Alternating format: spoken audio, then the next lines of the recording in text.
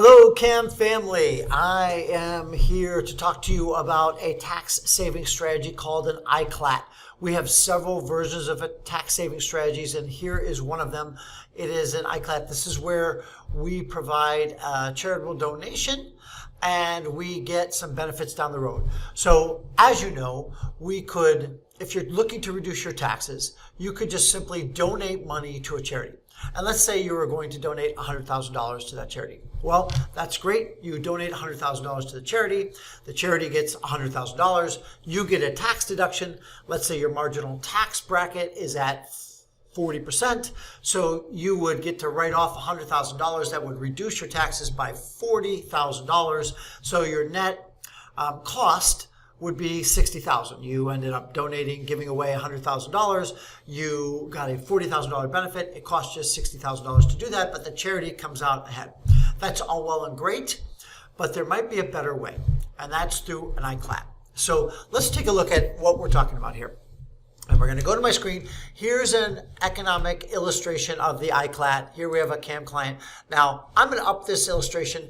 So instead of just giving money to charity, we are going to put money into a Charitable Leads Trust. Okay, so instead of the $100,000 example, we're going to use $300,000 in this case. So we put $300,000 into a trust, and you get a tax deduction immediately on that $300,000. Now you don't get the full $300,000; you get about 95%. Some people would go to 94.89 or 94.95, but you can get up to 95%. So on $300,000, that'd be roughly $285,000 immediate tax deduction in that year that you set up this trust. Okay? So what's the benefit of this? Well, this can go out 15 or 20 years, but we're just going to use a 20-year example because that's generally what I do because it has the most benefits. And this iCLAT is called a 20% increasing. So you are required, in order to meet these charitable contribution requirements and take the deduction, you are required to give money to charity. That's the whole point of this. So you need to be charitably minded, philanthropically minded to employ this. But you don't have to give all of the $300,000 to charity right away, as if you would have in the original example where you just give the donation to the charity.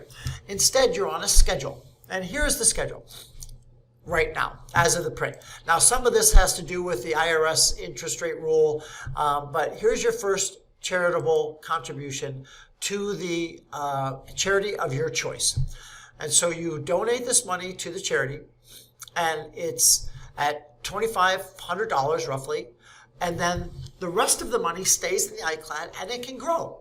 And then the next year, this increases by 20%, goes up to $300,000, and then $3,700, and so on.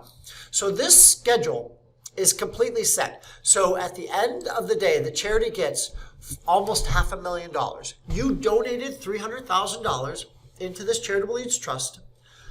You got a deduction for $285,000, and over the next 20 years, the charity will collect close to $500,000. Now, that's all well and good. But at the end, if there's money left over in this charity, which in this particular example there's almost $200,000 left in this charity, you get that tax-free. So you put $300,000 in. You got a deduction of $285,000, of which, if we went down here, let's say you get your charitable deduction of $285,000, so you ended up benefiting about $105,000. Then at the end of 20 years, you actually get almost $200,000 back. So you get all your money back, and the charity gets $500,000. Okay? So, fantastic scenario for somebody who's philanthropically minded, looking to reduce taxes in maybe a year where they have a big windfall. Or, let's think about this. If you had a large income stream and you wanted to do this every year and ladder this in over time, then at the end of 20 years, you're going to have money coming due to you almost like a retirement account that you've set up. Okay, so let's look at some of the parameters here and how this actually operates. So in this example, so we have some assumptions here where you're earning 5% on your money. You're going to get 2% of income, 3% on capital gains. So on your initial principal, you have $300,000 in.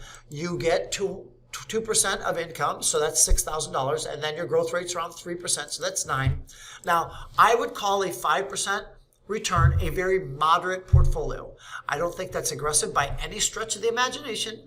It's a very moderate portfolio over the 20 years. Now, of course, we're going to have ups and downs. You're not going to get 5% year after year, but this is how this is modeled. So you collect a total of $15,000 between the 6 and the 9, and you have to pay out around $2,300. So at the end of the year, your $3,000 plus your 6, $300,000, excuse me, plus your 6 plus your 9 minus your $2,500 leaves you with $312,000. So your principal grew by $12,000.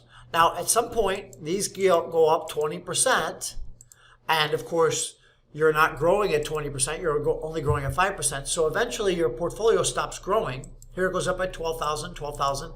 And now here, it stops growing.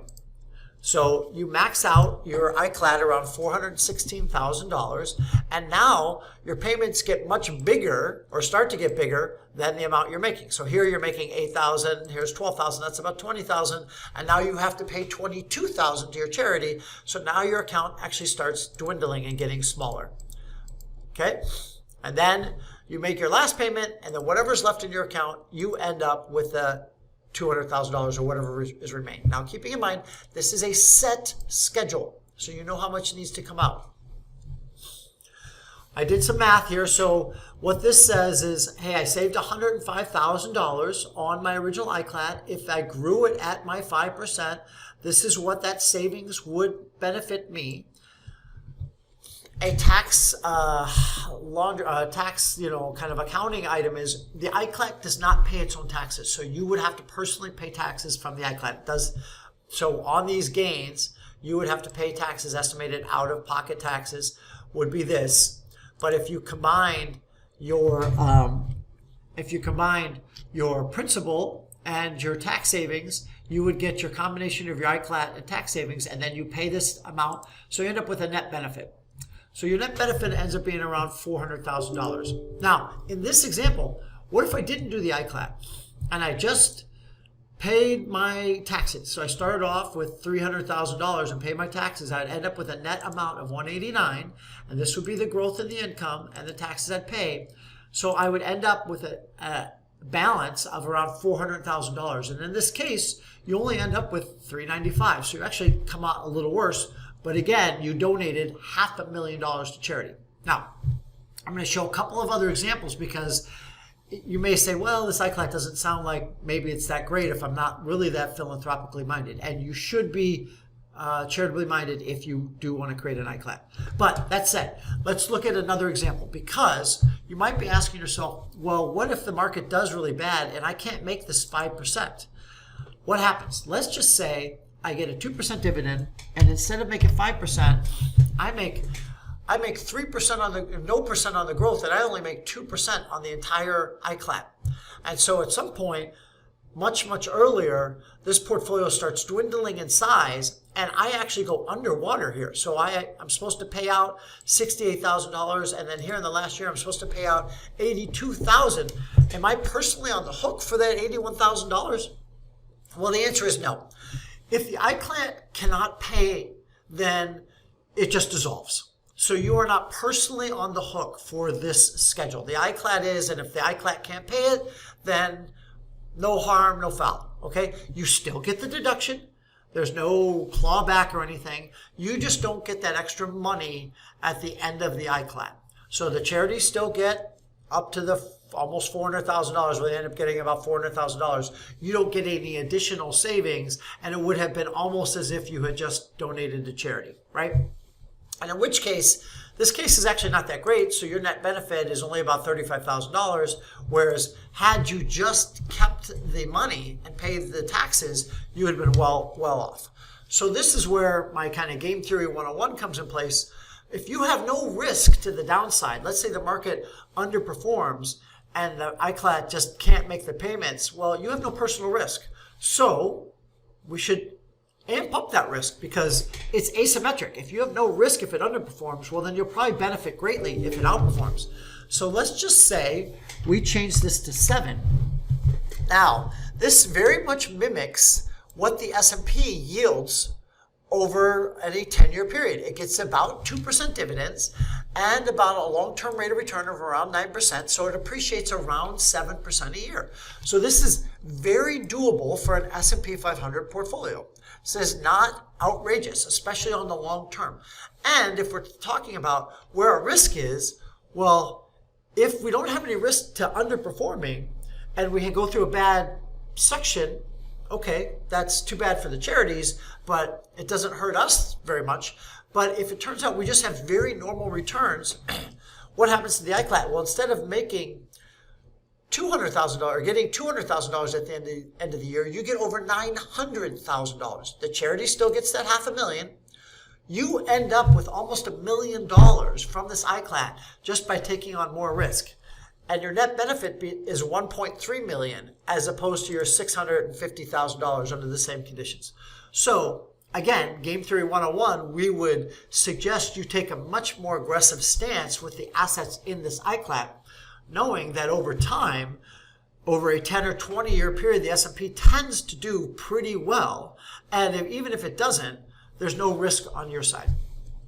So that's the iCLAT. One of the things I wanted to look at, let's just go back to the normal example of, 3%. So you're totally getting 5. You can do a 20-year or you can do a 15-year. And so what I looked at is what happens at the end of 15 years. You end up with 183. At the end of 15 years, you would end up with $114,000.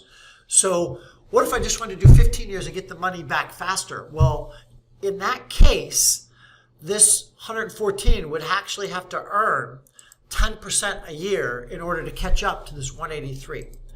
And if I change these parameters to what good normal long-term returns would be for the S&P 500, both getting 9 total percent, then this portfolio would have to earn about 14% a year after these 15 years. So you would end up with almost $500,000.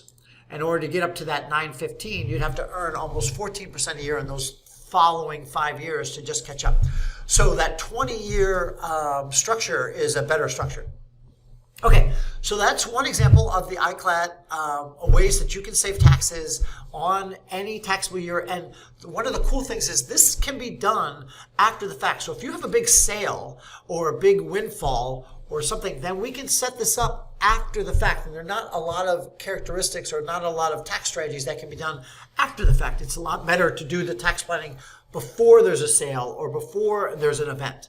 But this is one of the few where after the event works out really well. Okay, have any questions, please feel free to email us. This is Stuart Kruse and the Kruse Asset Management family talking about the iCLAT.